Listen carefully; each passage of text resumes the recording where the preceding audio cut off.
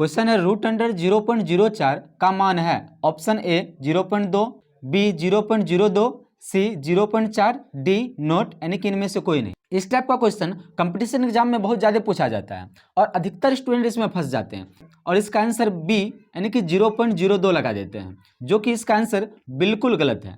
और ये गलती इसलिए होता है क्योंकि 4 का जो वर्गमूल होता है वो 2 होता है। जैसे यहाँ पर 2 अंकों पर दशमलव है, उसी प्रकार यहाँ भी 2 अंकों पर दशमलव दे करके कह देते हैं कि आंसर सही है, लेकिन ये आंसर बिल्कुल गलत है। इसका आंसर होगा ए यानी कि 0.2।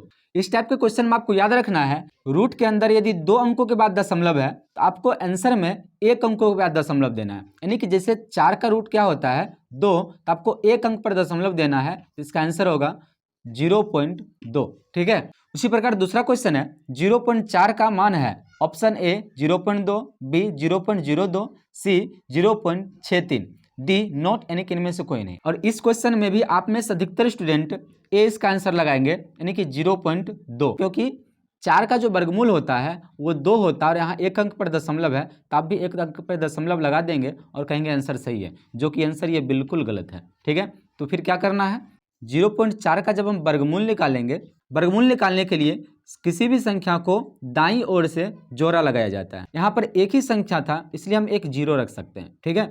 अब यहाँ पर कोई संख्या नहीं आ रहा है इसलिए हमें यहाँ पर डायरेक्ट दशमलव रख देना है। ठीक है। 6 से लगाएंगे तो ये हो जाएगा 36 और जब इसको माइनस करेंगे तो यह जाएगा 4 और ये 3 3 कट जाएगा। ठीक है।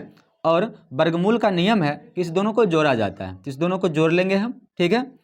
और फिर जैसे यहाँ पर हम भाग में क्या करते हैं कि जब एक बार दशमलव देते हैं तो एक 0 रखते हैं, लेकिन वर्गमूल में होता है कि 0 को भी जोड़ा में रखना होता है।